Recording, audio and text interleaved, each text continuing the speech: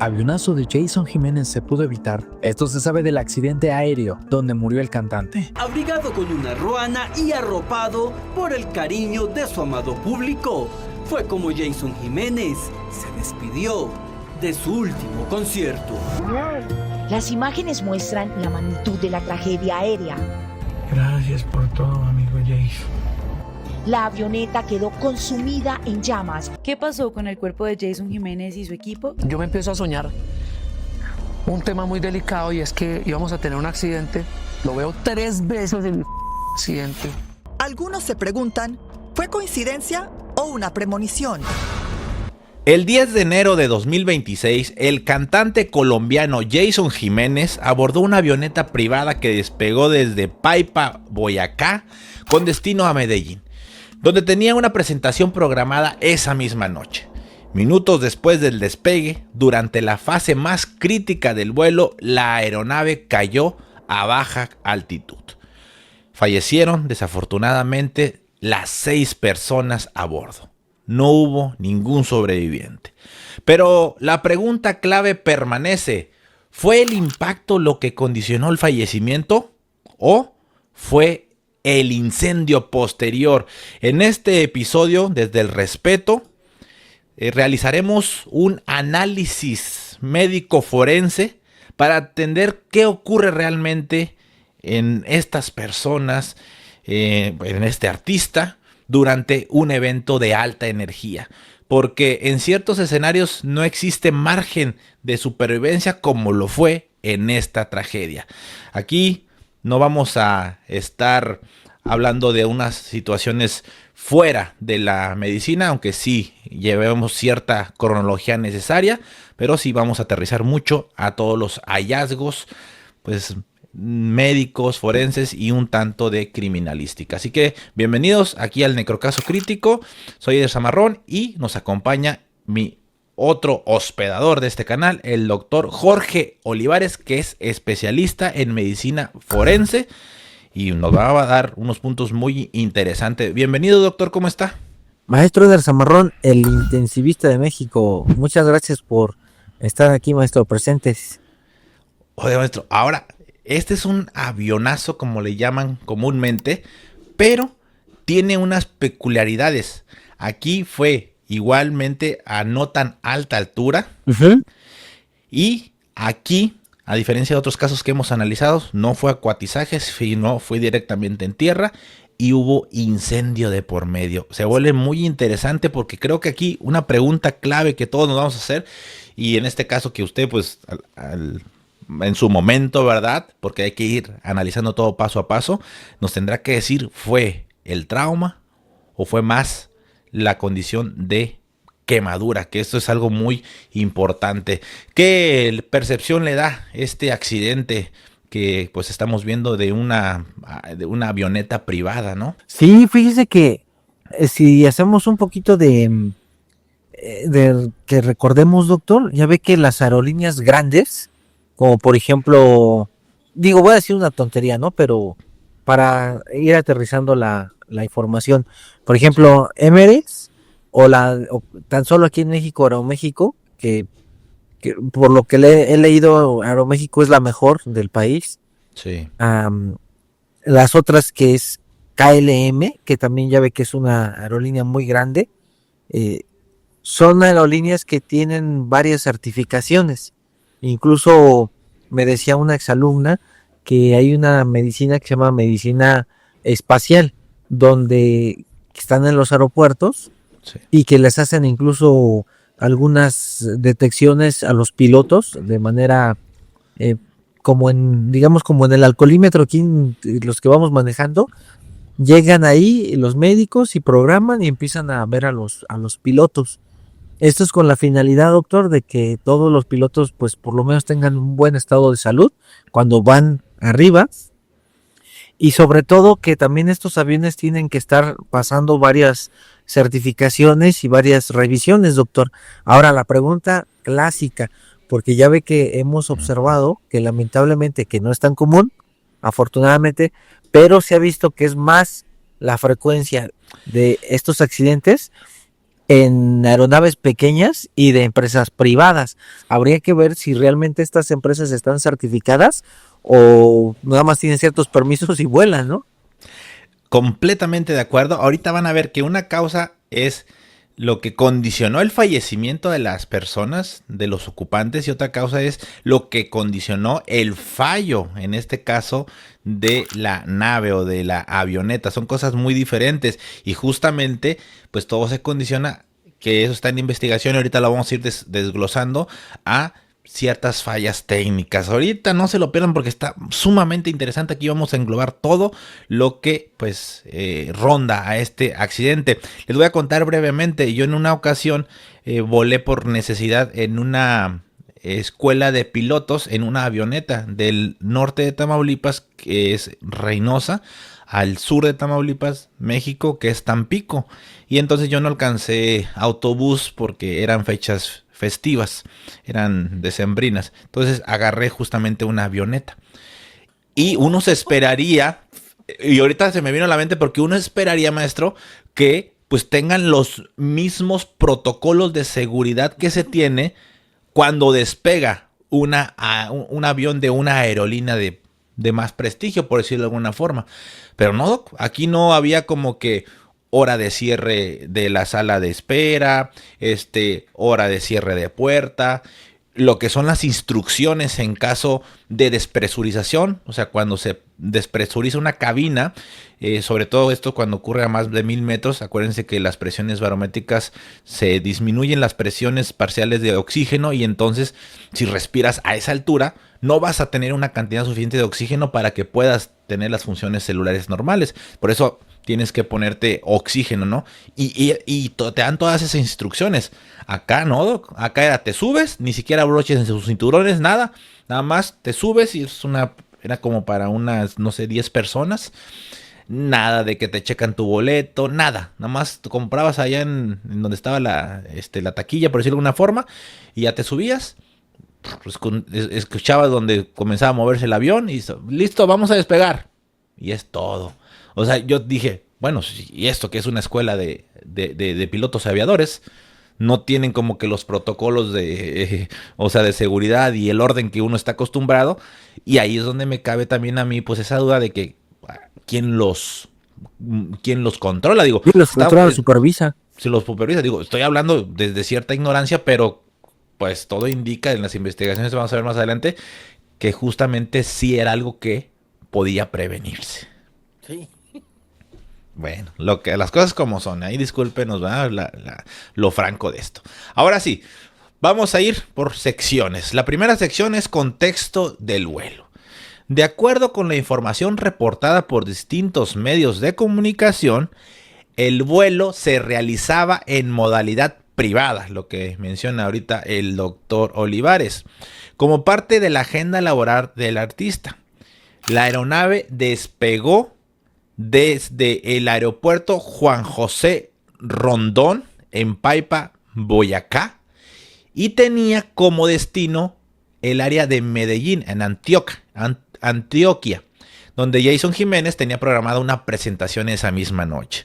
Los primeros videos que se comenzaron a saber era justamente el comité organizador de ese evento en el escenario, dando un aviso de que lamentablemente Jason no había podido llegar porque había tenido un incidente de avión, un accidente aéreo, y pues que lamentablemente había perdido la vida. Estamos recibiendo a nivel nacional, nos están confirmando el fallecimiento del cantante Jason Jiménez. Quiero pues lamentar y expresar las condolencias, por supuesto, a su familia, a sus seguidores. Como ustedes saben, teníamos programada una presentación con él. Esos fueron los primeros videos, obviamente fueron muy impactantes. Este accidente pues, ocurre el 10 de enero de 2026 y fue poco después del despegue. Se conoce una fase inicial de ascenso, que es una de las etapas más críticas de vuelo. La hora exacta no está pues muy difundida en medios de comunicación, pero todos estos reportes pues comentan que fue alrededor de tarde-noche, y que fue minutos después del vuelo. Aquí cosas muy importantes, maestro.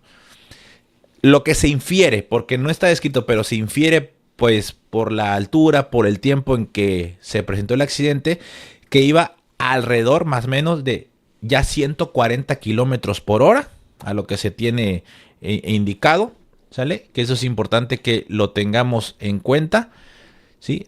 Manejan un rango de 120 a 160 kilómetros por hora, que a mí se me haría, pues, digamos, baja velocidad, entre comillas. Sí, a mí también.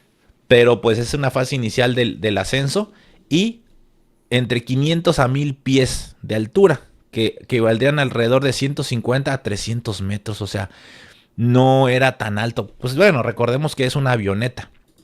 Entonces, pero bueno, es la velocidad a la que iban, más la altura, más pues el peso, obviamente, de una avioneta. Estos son estimaciones inferidas. O sea, tú me preguntas, haces investigación a gente experta y es lo que se ha comentado. Pero le digo, no son datos confirmados. Entonces, ya para estos momentos, uno, pues, te estás dando cuenta que sería prácticamente algo que se conoce como trauma de alta energía. ¿Qué le parece, maestro Olivares?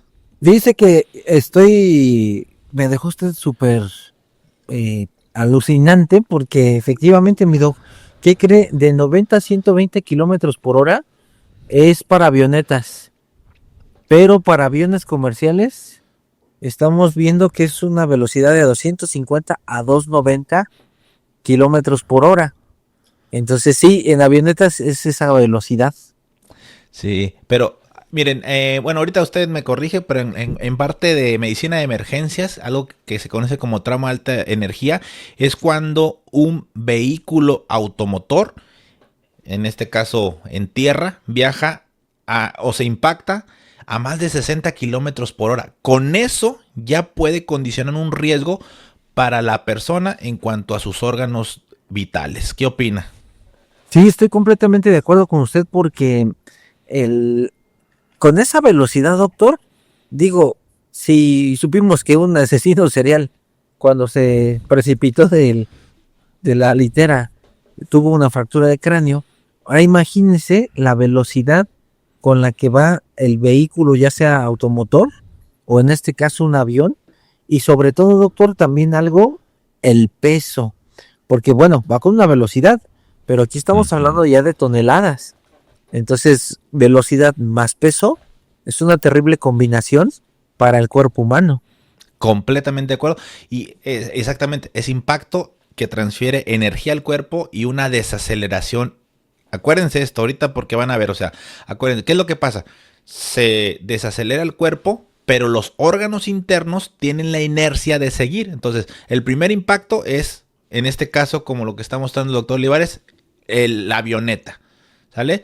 Ese es el primer impacto. El segundo impacto, pues, es la desaceleración del cuerpo, ¿vale? Pum, se frena el cuerpo, pero la inercia de los órganos es seguir su trayecto e impactarse por las partes internas, y es donde ocurren, pues, desafortunadamente, las lesiones orgánicas de los diferentes niveles. Aquí se comenta que la aeronave, que va a haber una sección especial de este episodio de esto, no había alcanzado una altura adecuada. No le alcanzó aparentemente la potencia para elevarse. Les spoileo algo, aparentemente, como estaba a muchos metros sobre el nivel del mar, el motor de esa avioneta no tenía como un rendimiento adecuado. Es lo que yo investigué, o estuvimos investigando, para cuestión técnica, en este caso, de esta situación de aérea. ¿Algo más que quiera agregar o continuamos? ¿Cómo ve? Nosotros, generalmente, tanto usted como su servidor, cuando viene el mecanismo de desaceleración, ya ve que vamos sentados justamente en el avión o la avioneta, y entonces cuando viene este mecanismo que se frena por el impacto, lo que se ha observado mucho en trauma, y esto está ahí con usted, en terapia intensiva o en medicina forense, es que dos de los órganos más importantes, uno de ellos, el hígado. ¿Por qué el hígado, doctor? Para toda la gente que nos apoya, pongamos que el hígado que es este órgano macizo, en medio tiene un cinturón, que es el ligamento falciforme. Entonces, en el momento de que va la persona y se estampa y hace este mecanismo, el hígado, como bien lo dijo usted, sigue la aceleración por dentro del cuerpo. Y el ligamento falciforme, que es como un cinturón, lo estrangula y lo lacera. Ese ahí tenemos una causa de muerte. Y otra, la aorta, que siempre lo hemos dicho. La más grande del cuerpo se frena y ¡pum! Puede haber ahí literalmente una laceración aórtica. Eso en el caso que tenga cinturón de seguridad, que es lo que asumimos, pero luego en las avionetas no necesariamente van con cinturón de seguridad, así como tampoco van en los vehículos. Ahí pueden ser traumas directos, por ejemplo, a nivel craneal, y un traumatismo craneoencefálico también puede condicionar el fallecimiento. ¿Qué opina? Sí, completamente de acuerdo, Doc, porque en el momento que impacta, pues la avioneta, ejemplo, va a 130 kilómetros por hora, impacta a 130 y el cuerpo de la persona va a salir a estamparse a 130 kilómetros por hora. De acuerdo. Aquí continuamos con los ocupantes de la aeronave. En la avioneta privada, como ya lo habíamos comentado, viajaban 6 personas en total.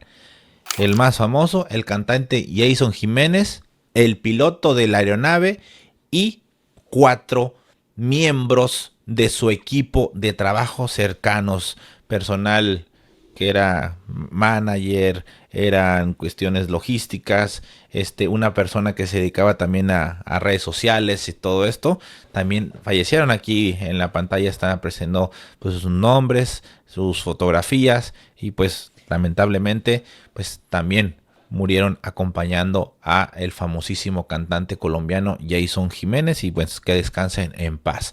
Es decir, 6 ocupantes, 6 fallecidos. No hubo ningún sobreviviente y todos fallecieron en relación al impacto. Ahora sí, vamos a ir entrando mucho más en materia. Vamos a ir al momento del accidente. Diversos testimonios y material audiovisual difundido posteriormente describen que la aeronave no logró ganar altura suficiente.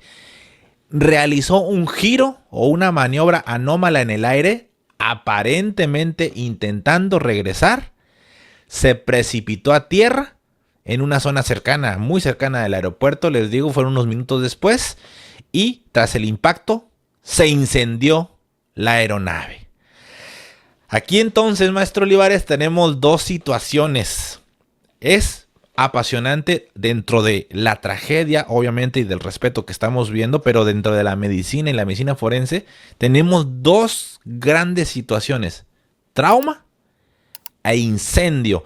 No se sabe si fue explosión o solamente el inicio de un incendio, porque cuando hay explosión también hay un mecanismo de impacto por la onda expansiva extra, pero al final de cuentas hubo trauma y hubo fuego. Muy interesante, ¿no cree? Sí, y aquí también sabe que habría que ver, porque como es una generación muy intensa por la combustión de la turbocina, también habría que estar pensando, doctor, en lo que alcanza el fuego a la cabina principal o donde está el cantante. Tendremos que ver si también hubo intoxicación por monóxido de carbono. Claro. Porque aquí la combinación de turbocina más todos los elementos de sintéticos que viene el avión, como los asientos, bueno, avioneta, los asientos, tal vez equipaje.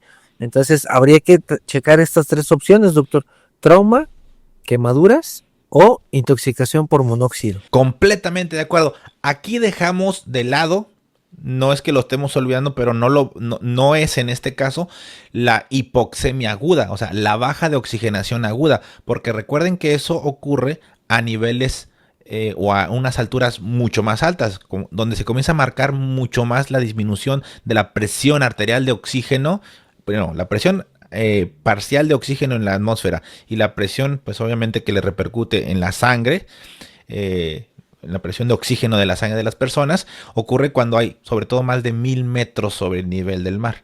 Para que se den una idea, más o menos, ¿no?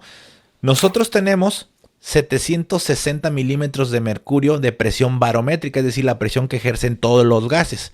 De esos 760, así a nivel del mar, que es, el 21%, 20.8 de hecho, es oxígeno, ¿sale? O sea, del 100% que son 760,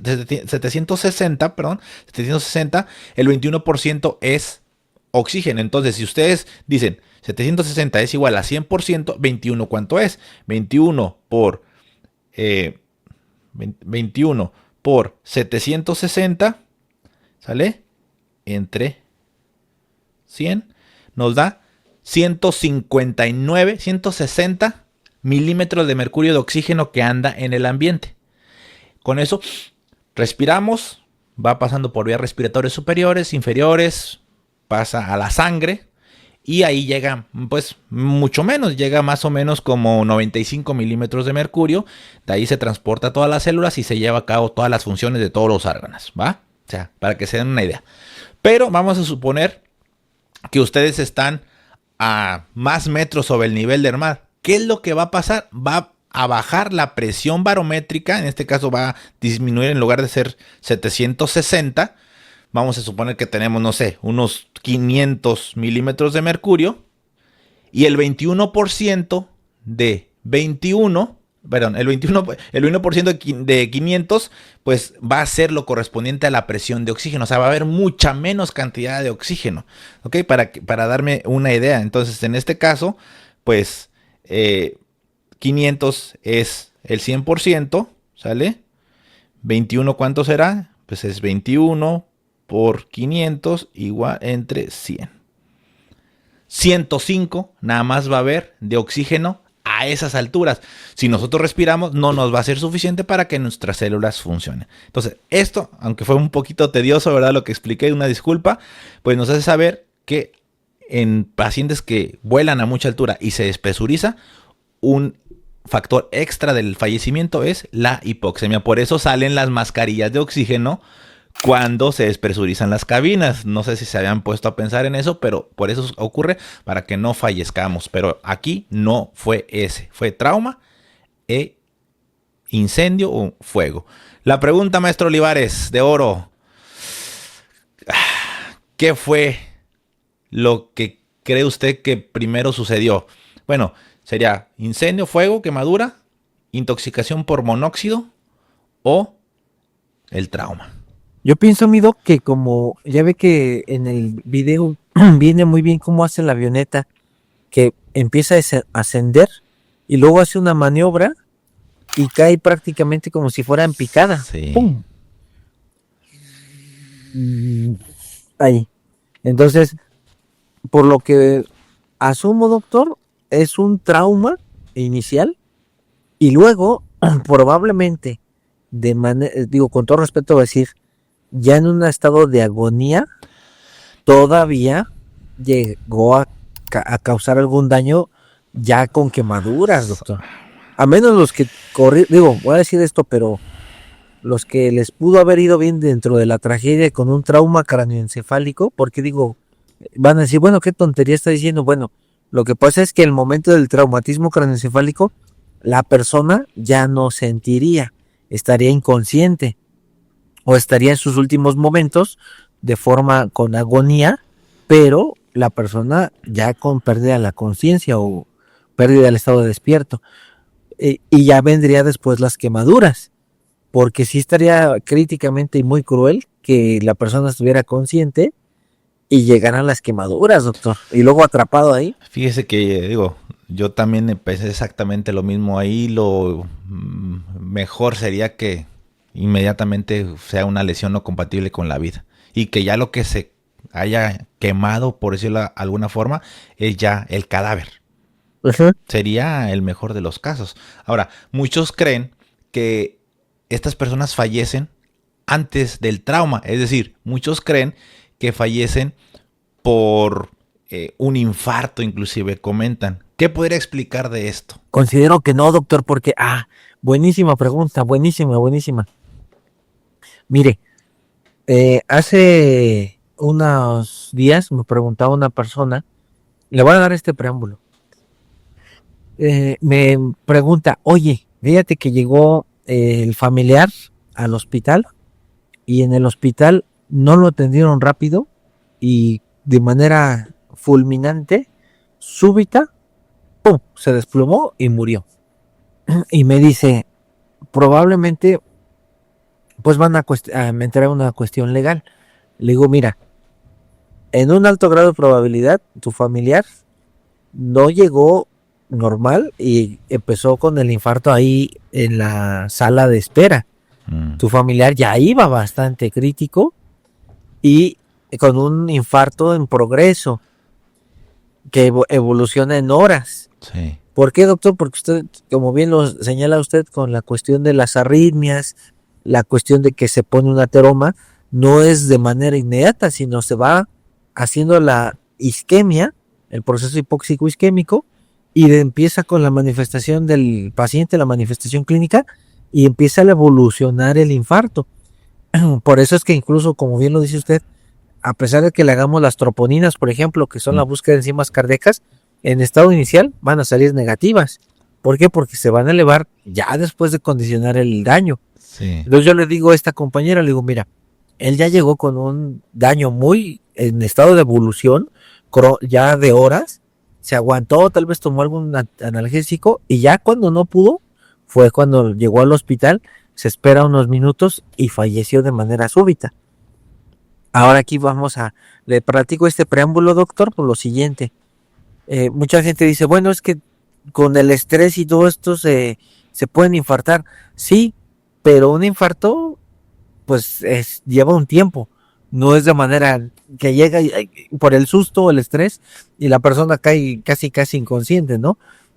Si, ejemplo, fuera un cardiópata y en el momento en que se empieza a despresurizar la aeronave y ya va con un impacto inminente, a pesar de que por el estrés, la adrenalina, el vasoespasmo, se empezara a infartar, doctor, no alcanza a infartarse porque el impacto, el trauma es mortal, o sea, no alcanza a evolucionar un infarto. Sí, de acuerdo. Inclusive hay algo que se llama miocardiopatía por estrés, lo que le conocen como el síndrome de Takotsubo. De hecho, hay dos artistas muy famosos que se asocia el fallecimiento a esto. Una es una artista muy famosa, Mariana Levy, y el otro, un actor también que se llama Armando Palomo. Traigo una memoria bárbara. Entonces, ellos dos, ante un evento emocionante o estresante, liberan sustancias estilo que se llaman catecolaminas, que es como la adrenalina y sus derivados, y efectivamente puede tener un aumento abrupto de la presión arterial, por ejemplo, y el corazón batallar para vaciar de sangre y pues para vencer esa presión, y se comienza a dilatar el corazón, sobre todo el ventrículo izquierdo se hace como una garrafa, se dilata, y entonces nos comienza a contraer bien. Eso se llama síndrome de Takotsubo, miocardiopatía por estrés o miocardiopatía de Takotsubo, así se conoce. O sea, no hay una buena contracción por pues esta descarga adrenérgica. Pero y que no se lo pierdan, mi doc, las amigas y amigos, que va a ser un especial de 14 de febrero. Sí, exactamente, especial del corazón, literalmente, ¿verdad? Y efectivamente, tomo el mismo concepto que dice el doctor Olivares, es un tipo de infarto diferente, no es por una ruptura de placa de grasa de las arterias del corazón, sino es una falta de pues aporte de oxígeno al tejido miocárdico, pues por esta balonización del ventrículo izquierdo.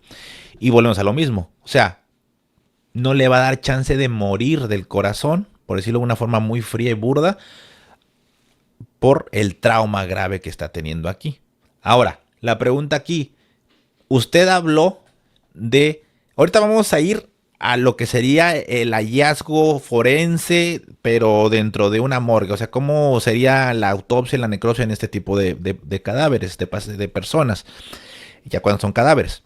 Pero aquí nos habló de intoxicación de monóxido. ¿Cómo podría explicar a nuestros amigos y amigas, dice usted, yo digo amigos también, ¿en qué consiste esta intoxicación por monóxido? Porque luego dicen, ¿cómo que se puede intoxicar adentro del avión? Pues si no, ahí no hay, se supone que no hay ninguna sustancia extra, pero ¿por qué va a aparecer de pronto el monóxido, no? ¿Qué nos podría explicar? Sí, para todos nuestros amigas y amigos, decirles que en el momento en que empieza la combustión, porque el vehículo, la aeronave como lleva los tanques llenos de turbocina, que es muy flamable, en el momento que se impacta y empieza a perder o empieza a salir la turbocina, con un simple contacto que haga una chispa, se incendia. Ahora, todo lo que se está incendiando, pues son componentes, finalmente, doctor, como de plástico, una combinación con la combustión podrían ser para nosotros como humanos o cualquier otro animal, el inhalar ese humo pues es altamente tóxico. Entonces, en el momento de que yo estoy atorado e inconsciente con el cinturón de seguridad o atrapado ahí entre los asientos, con pérdida de la conciencia, que se empiece a quemar, esto es suficiente porque lo vimos cuando se estrelló el avión, la nube negra, completamente negra, la de humo, y esa nube negra, doctor, de humo, como bien lo dijo usted ahorita con la respiración, empieza a meter justamente el monóxido, y es cuando la persona se intoxica por monóxido de carbono. Sí, que también luego no lo tenemos en cuenta y usted una vez lo comentó y yo estoy de acuerdo también, el cianuro luego es producto de combustión, tanto cianuro como monóxido son gases que van y al final de cuentas causan una asfixia de las células. Nosotros necesitamos oxígeno que esté en la sangre, justamente en la hemoglobina, ligado a la hemoglobina, y la hemoglobina está ligado a los glóbulos rojos, que son el principal célula que transporta justamente oxígeno, por lo tanto, pero si hay monóxido, desplaza justamente al oxígeno, porque es muy afín a esa hemoglobina, y entonces no vas a tener oxígeno en la célula, vas a tener monóxido que no se suelta y no hace que funciones internamente las células, y como dice el maestro Olivares, pues fallece y le llaman pues la muerte dulce, porque al final de cuentas tienes falta de oxígeno y comienzas a adormecerse. Entonces, también sería el mejor de los casos, creo yo, maestro, que te intoxiques por monóxido, ¿eh? Pero fíjese, doctor, que si hacemos cuentas, tampoco, y suena cruel, pero no alcanzan a intoxicarse, ¿eh? Ok, entonces... O sea, está entre o trauma o quemaduras, doctor. Sí, y entonces aquí, último de los casos, intoxicación por monóxido o cianuro, o sea, intoxicación por gases. Luego, en segundo lugar, las quemaduras graves. Y en primer lugar, trauma. Ya sea trauma hepático, trauma de grandes vasos como aorta, o si no traían cinturón de seguridad, un traumatismo cráneoencefálico. Y bueno, incluso, doctor, podría ser hasta sale proyectado en el asiento a la poca distancia y puede provocar un trauma torácico con el impacto en lo que son la parrilla costal, y al momento de que fractura, vamos a poner este ejemplo, así con este pequeño pedacito de hoja, al momento en que las costillas se fracturan, esto es suficiente para que pique el pulmón, colapse, y entonces tenemos ahí también un problema de trauma a nivel de pulmones.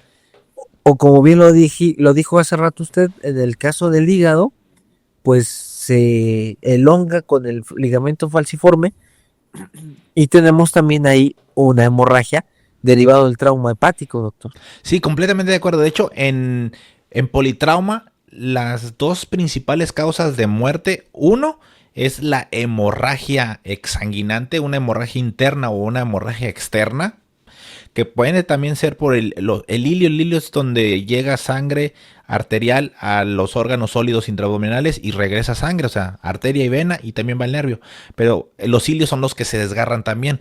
Por ejemplo, el hilio que lleva sangre y sale sangre del vaso también se puede romper, aunque es más chiquito y no causa tantísimo daño como cuando se rompe el hígado, que es obviamente mucho más grande. Pero son hemorragias internas, hemorragias externas también, ¿eh? O sea, una disculpa por lo explícito que voy a hacer, pero si por ejemplo, tiene una amputación traumática de una extremidad, la extremidad, para irrigarse de sangre, para llegar sangre a los tejidos, pues llevan arterias. Y cualquier arteria, o sea, que quede expuesta, ¿vale?, va a tener pues el vaciamiento rápido por la contracción del corazón, que se está prácticamente eyectando como alrededor de entre 50 y 100 mililitros por cada latido. Entonces tenemos 5 litros en muy poco tiempo, en minutos, se vacía de sangre en nuestro cuerpo y pues también pueden llegar a fallecer por hemorragias, por amputaciones traumáticas. Entonces, y esa es de las principales causas, la hemorragia. Pero también lo que manejaba el doctor Olivares se llama cuestiones de choque obstructivo, choque hemorrágico, que es lo que les comenté, y choque obstructivo, que es cuando el corazón no puede trabajar bien porque hay mucha presión o en el tórax porque hay aire afuera de un pulmón, se colapsa el pulmón, pero también como hay mucha presión en el pecho, el corazón no puede contraerse y también fallecen rápidamente, o que haya un derrame de sangre alrededor del corazón porque se haya lacerado justamente el corazón o las capitas que recubren el corazón, que se llama pericardio. Entonces se llena de sangre, colapsa el corazón, sobre todo el corazón derecho, que es muy vulnerable, se apachurra el corazón y también ocurre un colapso pues rápido y pues bastante letal por un tamponade cardíaco que se llama. Entonces sí, completamente de acuerdo, con cinturón pueden ocurrir estas lesiones, o como dice, con impacto directo, o bueno, también si al final de cuentas hay lesiones mucho más graves, como pues inclusive a veces hay decapitaciones, cosas que suenan muy, muy duras. Disculpen, Nueva, pero sí están reportadas que también en eventos traumáticos puede haber alguna pérdida, en este caso de la cabeza. Ok, hasta aquí todavía no vamos a terminar porque obviamente vienen cuestiones un poquito más delicadas. Ahorita vamos a ir a la morgue para ver qué revelaría una autopsia en estas circunstancias. Vamos a hacer otra aclaración muy importante dentro del accidente. Las causas técnicas exactas del accidente: falla mecánica, pérdida de potencia de la nave, error humano inclusive, maestro Olivares, u otros factores permanecen bajo investigación aeronáutica y no han sido oficialmente determinadas, están en investigación. Pero ¿por qué le digo factor humano? Bueno, ahí les cuento, es como que un poquito ahí de debate o de controversia. Estaba un video en donde el piloto, antes de despegar, estaba en el celular. Entonces muchos dicen, estaba en el celular, no estaba poniendo atención. E inclusive unas luces del tablero estaban encendidas y se metieron a checar ahí en ChatGPT, muchos ahí influencers o inclusive también expertos, que aparentemente tenía como que, para ser muy sencillos y muy burdos y obviamente desde mi desconocimiento, como que le faltaba potencia para poder levantar el vuelo, diría el maestro Olivares. Entonces, híjole, falla mecánica, pérdida de potencia, error humano, son la mezcla que se están en investigación. ¿Qué opina de todo esto, maestro Jorge Olivares? Yo pienso, doctor, que más que nada fue una falla humana, porque una omisión de cuidado, porque sí tiene que haber un protocolo, incluso hasta, como dicen los grandes directivos, un checklist, como les llaman el rock. A ver, voy checando parte de la avioneta, ¿no? Cuenta con adecuado funcionamiento eléctrico, con combustible, y entonces voy tachando, voy haciendo el palomeo.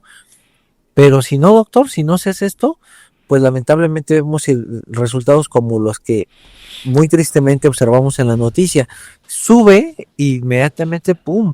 Lo vimos con Jenny Rivera cuando analizamos el caso, no sé si se acuerda. Sí. Cuando, bueno, lo platicábamos, que la falta de experiencia y de pericia por el avión que iba adelante, por las hizo que prácticamente el avión donde ella iba pues perdiera el control, y esto nos refleja una impericia, una falta de cuidado. Fue muy similar. Yo creo que yo también se me vino a la mente, maestro. O sea, cuando platicamos en algún momento de un caso, y también el doctor en su canal de relatos forenses tiene análisis de esto, a lo mejor de una parte, creo que sí, ¿verdad?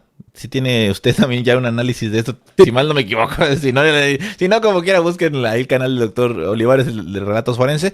Pero se me vino mucho a la mente, ¿eh? O sea, cuando vi este accidente, me remonté a Jenny Rivera, que también le voy a contar otro caso, doctor Olivares, y a todos nuestros amigos y amigas. Hay un basquetbolista que se llama Kobe Bryant. Sí. Que él creo que colapsó su helicóptero en el que iba. Y hay una página de autopsias en Estados Unidos que ya me metí, luego se la voy a pasar. Él creo que perdió extremidades, tuvo amputaciones de extremidades, entonces fue una mezcla también de hemorragia exsanguinante y politraumatismo grave. Entonces, algo así se me vino a la mente de ese tipo de accidentes donde el trauma como que es el factor pivote, a diferencia del caso que analizamos en su momento de la aeronave de Michu y Mao, de la marina que iba, que ahí fue una mezcla de ahogamiento o inmersión, más aparte el trauma, ¿se acuerda? Porque ahí sí hubo sobrevivientes. Sí, me acuerdo, doctor, sí, tragedia terrible. Tragedia terrible. Ahora, fíjense muy bien, el accidente ocurrió en algo que técnicamente le conocen como una fase no recuperable del vuelo. Durante el despegue, la aeronave aún no había ganado altura suficiente y el tiempo de reacción para estos momentos era mínimo y el margen de maniobra para, pues a lo mejor, aterrizar o regresar era prácticamente inexistente, así lo marcan los expertos. Antes de pasar a la parte final en donde el doctor Olivares nos va a ilustrar con todos los hallazgos que se revelarían en este tipo de necropsias o autopsias, vamos a hablar de unos elementos o una parte humana que se está como narrativa pública, por decirlo de alguna forma. Tras el fallecimiento, medios y seguidores retomaron entrevistas donde el cantante Jason Jiménez hablaba de temores o pensamientos relacionados con la muerte, interpretados por algunos como premoniciones. Pero literalmente él decía que soñaba que fallecía en un accidente aéreo. Y yo despierto porque el capitán estaba desesperado diciéndome que íbamos a tener un accidente. Como a los 8 días vuelvo y me sueño la misma, pero ya yo me subí al avión, el avión se estrella, faltaban 15 días para nacer mi hijo y yo empiezo a ver todo Medellín como yo me estoy yendo. Obviamente solamente lo pongo como algo que se está retomando mucho, que está por todos los medios de comunicación, pero justamente pues es lo que comenta, ¿no? O sea, él dejó familia, esposa, hija, y la hija justamente habló en su funeral, pues diciendo que él se fue tranquilo, que no se preocuparan, algo así como que se fue en paz, muy, muy curioso. Y fíjese, bueno, no hay que quitarles eso, yo creo que eso porque, digo, usted y yo sabemos, y discúlpenos que seamos, al menos yo que discúlpenme que sea tan frío, pero ese tipo de accidentes sí son muy traumáticos. A mí me tocó una vez recibir muestra a un paciente de accidente de alta energía en motocicleta. Llevaba casco de seguridad, por eso pues mantuvo la conciencia porque no tuvo trauma, al menos grave por el casco. Pero sí salió proyectado y se le amputaron las extremidades. Alcanzó a llegar vivo, pero obviamente pálido, en hemorragia exsanguinante. No había forma de ponerles torniquetes porque pues, estaban amputados las extremidades superiores y una inferior. No, doc, no. Entonces, de verdad que recuerdo esa escena y gritaba, decía, no me quiero morir, tengo familia, no me quiero morir, ayúdenme. Y dijo la anestesióloga intensivista que estaba ahí, dijo, póngale fentanilo, morfina un morfínico para que no le duela. Nada, nomás falleció, tenía lesiones incompatibles con la vida. Entonces sí, los sufrimientos son muy fuertes, pero al menos ellos pues, se crean esa narrativa y bueno que estén así. Sí, ¿para qué quitarles esa idea? Es que fíjese que nosotros como médicos es bien curioso porque pues, híjole, doctor, yo creo que esta es como la maldición de nosotros como médicos, que cuando nos llegue nuestro momento, ya sea por enfermedad o por trauma, porque no sabemos, pero, ejemplo, hasta me dio escalofrío,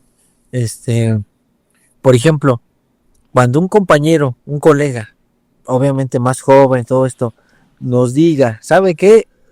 Esta enfermedad es la que tiene y está en tal grado, pero no se preocupe, ya le vamos a decir, mira, ya sabemos por dónde va, claro, y gas saliva, nada más dame paliativo, por ejemplo, ¿no? Si fuera algún problema oncológico ya avanzado.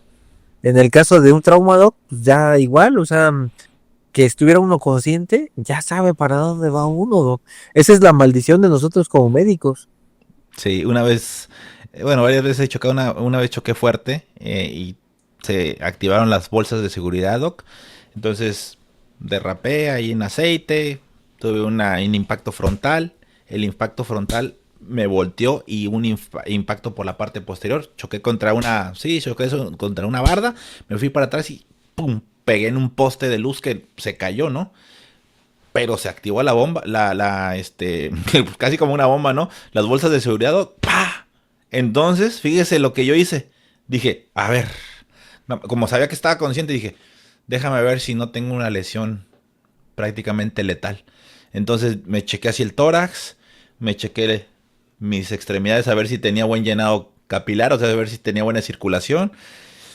No batallaba mucho para meter aire. Dije, estoy completo. Fíjese, o sea, porque yo dije, yo dije, puta, si no me veo, no sé, si tengo deforme un brazo, si no me expande bien la mitad del tórax, yo ya me imaginaba cosas letales. Entonces, yo estoy de acuerdo con usted, uno ya ha vivido muchas cosas, usted más ahí en la morgue, yo en la terapia intensiva. En la terapia, Doc. Sí, no, me lo voy a contar algo, 2 minutitos dirá el doctor Olivares. Le voy a contar algo. Híjola, mire, fíjese. Yo tenía un maestro, un gran maestro, no voy a mencionar su nombre por cuestión de la patología, pero tenía cáncer testicular. Entonces empezó con dificultad respiratoria. Lo pasaron a la terapia intensiva. Le hicieron una radiografía y tenía datos de metástasis pulmonar. Tenía pues unas imágenes ahí en bala que le llaman, ¿no? Hay unas imágenes que te indican que el tumor se había diseminado a los pulmones. Entonces estaba con dificultad respiratoria y con oxígeno. Y me dice, chamacón, porque me decía chamacón, ven para acá, güey. ¿Qué pasó, maestro? Nada más. Dime la verdad, güey, va que tengo metástasis. Yo sé, pues. Digo, están viendo si trae neumonía, maestro, ya tiene antibiótico y todo. Yo sé bien buena onda, es mi neumonía. No, porque sí estaban diciendo, empezó con neumonía y que no sé qué. Pero las imágenes eran clásicas de una metástasis. Entonces me dijo, préstame la radiografía. Eso casi nunca lo había contado y muchos de mis compañeros no sabes. Le digo, ahí le va. Y ya dice, son metástasis, güey, me dice. No manches, o sea, volvemos a lo mismo, él ya sabía. Sí. Él ya sabía. Pero bueno. ¿Y luego qué le dijo, doctor? No, pues yo le dije, yo creo que sí, maestro. Pero pues ya sabe, aquí hay que echarle todo y no sé qué. Y sí, terminó intubado y después terminó falleciendo.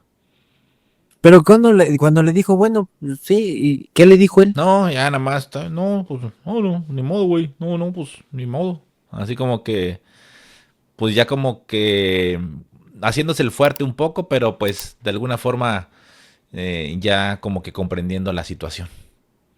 Y sí, días después terminó intubado y después pues falleció. Un maestrazo de urgencias. Pero así nos pasa, nos toca atender entre nosotros mismos y está bien duro, Doc. No, si les contara más casos, porque hay una terapia intensiva, por ejemplo, en la época de COVID nos llegaron los mismos compañeros, unos se fallecieron y otros sobrevivían, pero pues nosotros nos tocaba ver. No, bueno, qué feo.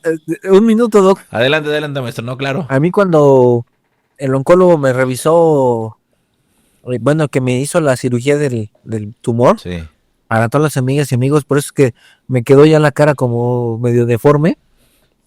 Me decía una persona muy linda, decía, es que ya tienes como fruncido esta parte, como un trapo viejo, como un costal. Y sí, miren, porque cuando grabamos ahí con el doctor Vic, que le mandamos un gran saludo. Salió con barba. Al doctor Encinas, que salí con, ya me había quitado la barba, Doc, pero muchos comentarios dicen, tiene la cara deforme porque está pegada a la oreja con la mandíbula, porque estaba recién operado y entonces sí estaba más inflamado. Y si se dan cuenta de este lado, que es donde tengo toda la cicatriz del tumor, que me levanta. Fíjese, es bien curioso, doctor. Digo, curiosísimo porque yo hago disecciones de cara, disección facial, más cuando son muertes de niños, que hay que determinar si hay sofocación o feminicidios. Yo levanto la cara, o sea, le hago disección facial a las personas. Hay que levantar la cara para ver todas las lesiones que trae alrededor de la boca, nariz. Y de repente, doctor, ahí voy. Se me ocurre verla, pues en YouTube ya ve que ahora es escuela. Pongo un tutorial de cómo es esta cirugía de parótida para quitar el tumor. No, yo agarré y dije, pues es lo mismo que yo hago con la cara. Y sí, me hicieron toda una cirugía aquí y ¡boom! Me levantaron la cara, la mitad de la cara, ¿eh? No, pero quedó más guapo, creo yo. No, ahora parezco el Chucky, pero cuando lo Ay, queman, no. ya ve que todo deformado. Dice Chucky 3, ¿no? Chucky 2, que está todo deformado. Sí, al rato se encuentra la novia de Chucky. Ya ve que también está deforme. Pero lo que voy, Doc, es que cuando me hacen la biopsia, bien chistoso, porque a mí se me había caído una corona que traigo inferior y se me inflamó un ganglio. Pero para colmo, Doc, ese ganglio está cerquitita de la yugular, cerquitita, y entonces hasta la doctora especialista en imagen me dijo, está al lado de la yugular, dice, y la verdad sí le sacateo, dice, porque lo pico y te pico mal, ¿y para qué quieres? Y entonces le habla, sin hacer la biopsia, le hablan al oncólogo, oye, dice, este canijo tiene ganglios, puta, y me dice el oncólogo con una naturaleza, George, dice, en este momento lánzate a cualquier laboratorio y necesito que te hagas una radiografía de tórax. Yo dije, pues ha de ser para el protocolo de Valoración cirugía. preoperatoria. Sí, porque ya estaba en valoración preoperatoria por la biometría, todo esto. Y le digo, sí, Doc. Le digo, para valoración, ¿no? No, dice, hay que descartar que no tengas linfoma y quiero ver si no tienes metástasis. No, pero no, así bien natural. Y cuando me dijo metástasis, Doc, sentí el balde de agua fría. Su puta madre. Porque agarró y me dijo, si ya tienes metástasis, para inmediatamente empezar con quimio y la radio. Dije, hijo de... O sea, la dejan ir, Doc, con todo.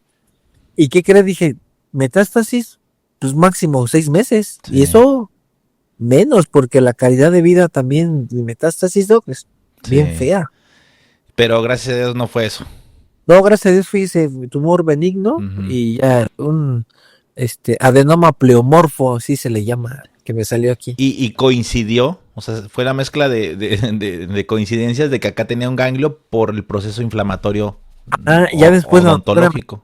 Ya cuando estaba así a punto de picarme, me dice, oye, ¿no tendrás alguna infección en la muela? Le dije, ¿qué cree, doctora? Le digo, efectivamente, se me cayó una corona, me habían mandado de comisión a hacer una exhumación a Sonora, no podía estar allá con un odontólogo, trataba de no comer de este lado, sino del lado opuesto, y cuando fui, la odontóloga me regañó, incluso me tomó una placa porque me dijo, se le cayó la corona, dejó pasar como 10 días, dice, a ver si no está ya contaminado el alveolo, me regañó, y entonces ya me tomó la placa y todo, me dijo, no, está bien, va a empezar con antibiótico. Y fue justamente, Doc, el ganglio que estaba inflamado abajo de donde está la corona. Y fue cuando le dije, sí, le digo, la corona. Ya, dice, eso era todo. No, dice, está bien. Ya le tomó acá a algunos, los mandó y gracias a Dios, no, negativos. ¿No? Pero, ¿y el ganglio le dolía un poco a usted? No me dolía, pero es que yo no lo sentía, Doc, hasta que llegó ella y me tocó, dice, estás inflamado. Chihuahuas, porque ya ve que hasta o sea, uno como paciente, también de repente uno como que es medio güey. Sí. A veces uno no se detecta las propias situaciones clínicas. De acuerdo, completamente. Bueno, ahora sí, viene pues una parte muy importante, que es pues la morgue, que es acá, bueno, generalmente en medicina de emergencias o en medicina crítica, pues no hay mucho que aportar más que las lesiones que ya describimos previamente en conjunto el doctor Olivares y su servidor, que son las que se tendrían que atender en algún momento dado si hubiera algún sobreviviente, ¿no? El protocolo de ATLS, que va de cabezas a pies, de detectar alguna lesión y tratar de resolverla. Pero en este caso, ya sea pues directamente a la morgue o cuando llegan a sobrevivir y que fallecen dentro de un hospital, al final de cuentas son muertes pues inesperadas, muertes trágicas, muertes violentas que tienen que ser forzosamente llevados a una morgue y realizarse una necropsia o autopsia, la llamada última consulta. Ahora sí, maestro Olivares, pues ilústrenos en este caso qué podría revelar una autopsia en este tipo de situaciones como las que sufrió Jason Jiménez y su equipo de trabajo. Dice que, doctor, acaba de abrir usted la puerta de Pandora, o la caja de Pandora más bien, porque si llega el cadáver, o bueno, los cadáveres en este caso, con quemaduras o ya incluso carbonización, Sí. aquí habría que ver, mi doc, dos elementos. Las fracturas. La primera pregunta sería, ¿las fracturas que presenta el cuerpo de estas personas son antemortem o postmortem? Porque también, doc, en las quemaduras se llega a ver fracturas, más cuando está ya en carbonización. Como la persona que se está quemando hace algo que se llama posición de pugilista. Pugilista, que es el boxeador. Sí. ¿Por qué, doctor? Porque tenemos músculos flexores y extensores. Entonces, los flexores, que son más fuertes que los extensores, van a ganar. Pues cuando se está quemando la persona, se está carbonizando el cadáver, entonces el cadáver, por la deshidratación, hace al final un movimiento. No lo hace como lo estoy haciendo yo, eso sería espantoso verlo. No, sino es poco a poco que con la deshidratación del tejido va cambiando de posición, pero no es porque se mueva, sino por la deshidratación, que en los músculos que se están deshidratando, pues van haciendo una especie de tracción, pero eso es muy muy lento, no es así tan rápido. Entonces, al final, doc, la posición de pugilista, la persona con carbonización va a estar como poniendo guardia de boxeador. Sí. La otra situación es que las quemaduras antemortem generalmente son rojizas por la liberación de algo que se llama histamina.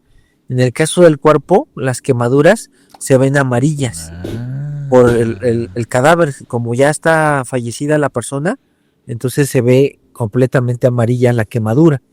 Entonces, cuando usted como forense llega y revisa las quemaduras, usted ve que si están está la quemadura, ejemplo, de segundo o tercer grado, rodeadas de zonas rojizas, dice, esta persona estaba viva cuando se estaba quemando. Sin embargo, cuando usted ve el cadáver con quemaduras, pero sin reacción inflamatoria, sin la liberación de histamina, Claro. las ve todas pálidas o amarillas, dice, se quemó, pero ya era un cadáver. Aquí, doc, en el anfiteatro, cuando llegan estos cadáveres, primero que nada, saber si las quemaduras fueron antemortem, postmortem. Al momento de hacer la disección, doctor, tendríamos que revisar los órganos. Si hay, por ejemplo, un hemotórax, como bien lo dijo la vez pasada, una hemorragia en la cavidad torácica, y todavía incluso algunos coágulos, eso le indica que esta persona tuvo un traumatismo torácico, murió o estuvo con una agonía larga por los coágulos y luego vino la quemadura. Entonces, son elementos bien importantes que usted va a ir descartando. ¿Tengo trauma? Ok. A ver, aparte de que tengo trauma, ¿qué más tengo? ¿Tengo quemaduras? Sí. Ok. Entonces, ¿las quemaduras son antemortem? No, son postmortem. Ok. Entonces, tengo el trauma de los órganos. ¿Qué traumas son? Tengo, como bien lo dijo usted, los pulmones lacerados, el taponamiento cardíaco, por ejemplo, si hubo una contusión en el ventrículo y esto ocasionó hemorragia directamente del corazón. Tengo un hematoma subdural por el traumatismo craneoencefálico. Entonces, si tengo todos estos elementos, doctor, quiere decir que es un traumatismo, que las personas murieron de un trauma y después, de manera agónica, pudieron haberse quemado. Si no hay una ligera reacción inflamatoria y está completamente amarillo pálido, quiere decir que fallecieron y después vino las quemaduras por el incendio. Y aquí, bueno, ya una vez que no hubo vida después del trauma, pues incluso la búsqueda de carboxiemoglobina, que se toma sangre directamente del cráneo, sería negativo. ¿A poco es directamente el cráneo? En medicina, de hecho la otra vez le conté un caso, si quieren ahorita les cuento así brevemente. Para acá, ¿no? Acá se manda pues obviamente una muestra de sangre venosa y se miden los niveles de carboxiemoglobina. Entre más porcentaje tenga, obviamente pues mayor correlación como que esté intoxicado y que le esté condicionando una falla neurológica hipoxémico asfíctica importante. No sabía que era directamente en el cráneo, o sea, en tejido o en sangre del cerebro, o a dónde. Los protocolos, ¿no? La mayoría le dice que usted tiene que tomar sangre o ya sea de subclavia o de femoral. Sin embargo, como no hay latido, entonces es muy complicado andar tocándole a ver si por la región de la subclavia, sin latido, encuentro el vaso. Sí. El vaso va a estar completamente aplastado, es decir, va a estar colapsado. Sí, claro. Entonces, ahí de repente podemos estar horas y horas y no encontramos el vaso. Entonces, ¿qué es lo que hacemos? Que está permitido es, una vez que yo corto completamente el hueso y quito la bóveda craneal, queda el cerebro con la dura madre, que es una membranita que cubre al cerebro, los quito y cuando dejo la bóveda vacía, por decirlo así, ahí está toda la sangre. Sí. Entonces ya llega la química y toma sangre. Oye, no encuentro sangre en el encéfalo. Ok, ¿dónde la tomo? Se hace la incisión y al momento de que extraigo el corazón o extraigo los pulmones, ahí tengo sangre. Entonces luego le digo a la química, a ver, ponga el botecito. Y ya nada más vacío el corazón si es que trae sangre líquida y ahí tenemos sangre también. Aquí duda también genuina. ¿Se les hace obligatoriamente pruebas toxicológicas? O sea, para descartar drogas recreativas, medicamentos, etcétera. Sí, doc, se les hace a todos, siempre y cuando hay una excepción a la regla. Si ya vienen de hospital, generalmente, y esto es a criterio del perito, generalmente, yo en lo particular yo no les mando. ¿Por qué, doc?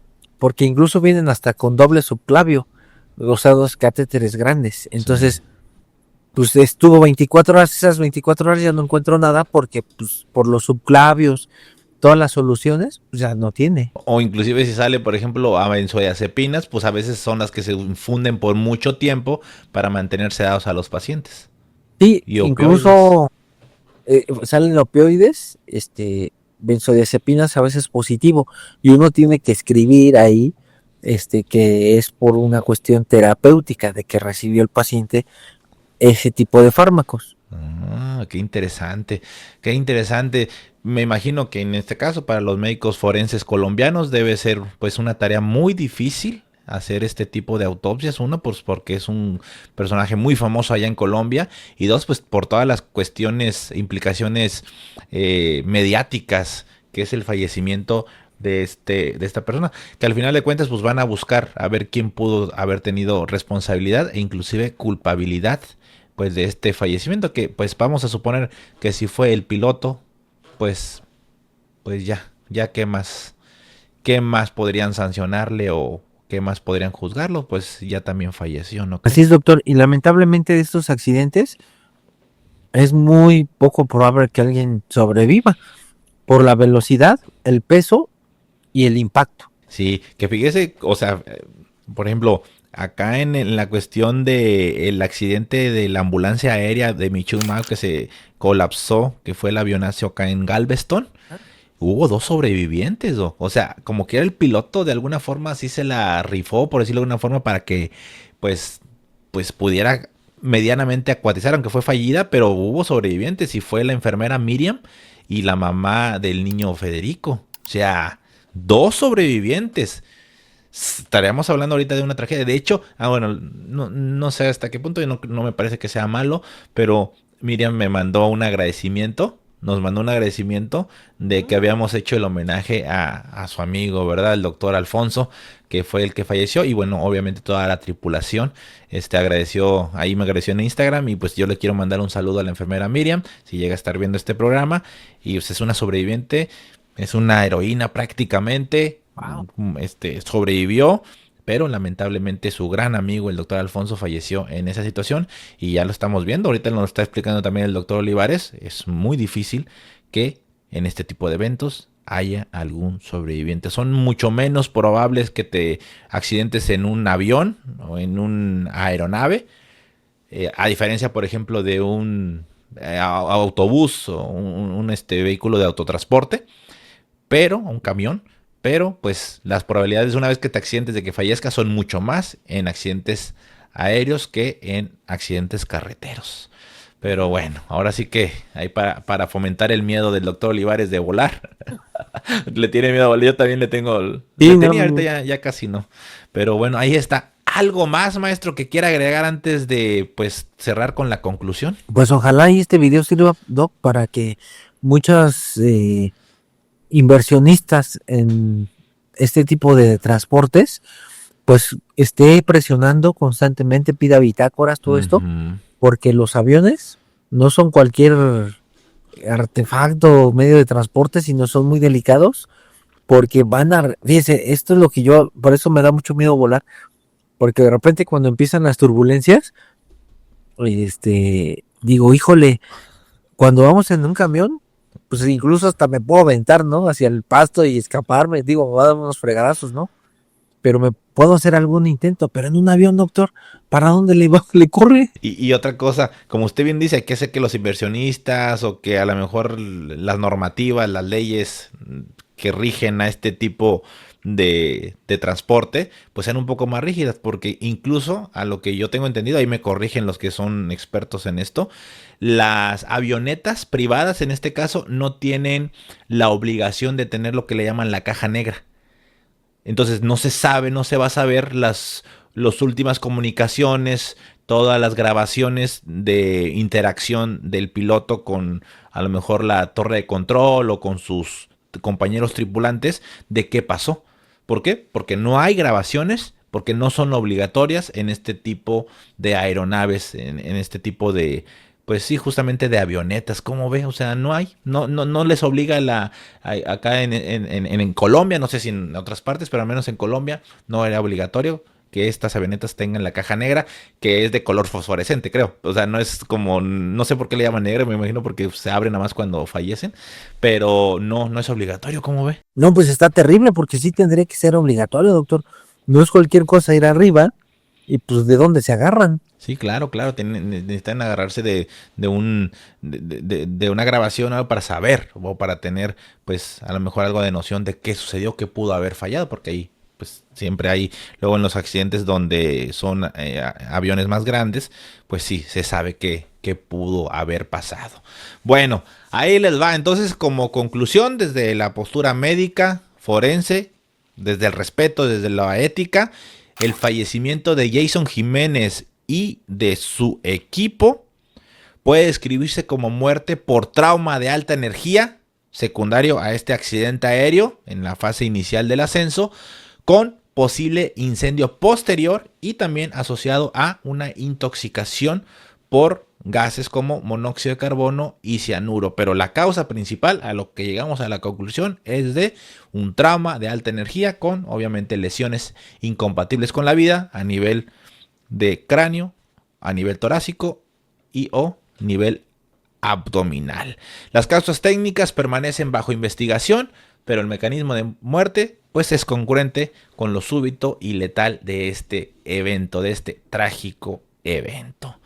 ¿Qué opina con la conclusión que llegamos? Híjole, doctor, pues está de mucha preocupación exigir que este tipo de transportes tienen que estar bien regularizados para que no suceda lo que sucedió, doctor, lamentablemente. Así es, y como siempre decimos, o sea, la prevención es importante, la prevención de enfermedades, la prevención de accidentes, y aquí pues la única forma de prevenir es que pues abordemos aeronaves que estén debidamente vigiladas, con el checklist, con todos los protocolos adecuados, pues para que las probabilidades de que tengan fallas pues sean las menores posibles, porque bueno, claro, el error humano ahí está, pero el error humano se debe a que no verificaron que realmente había una falla técnica. Así es, mi estimado maestro. Bueno, pues hasta aquí hemos llegado, hasta este necrocaso crítico de su canal de YouTube Necrointensivo Podcast. Recuerden seguir al doctor Jorge Olivares en sus redes sociales como Jorge Olivares Forense y también en su canal de YouTube Relatos Forenses, en donde pues analiza diferentes situaciones y en sus redes sociales también luego comparte posturas y comparte pues diferentes anuncios de eventos donde él está participando o pues libros que está también publicando o escribiendo. Muchas gracias, maestro Jorge Olivares. No, al contrario, maestro. Eder Zamarrón, el intensivista de México. Bueno, hasta aquí hemos llegado. Nuevamente les agradezco por su apoyo. Recuerden darle una manita arriba, suscribirse si no están suscritos, activar la campaneta de notificaciones como dice el doctor Olivares, y pues recuerden compartir todo esto con sus familiares, amigos interesados en este tipo de análisis desde el respeto, ¿vale? Desde la ciencia, para que pues tengamos un conocimiento de qué ha pasado en este tipo de accidentes. Muchas gracias y recuerden que entre la vida y la muerte siempre hay una historia que contar. hasta la próxima. Chao. Saludos. Saludos.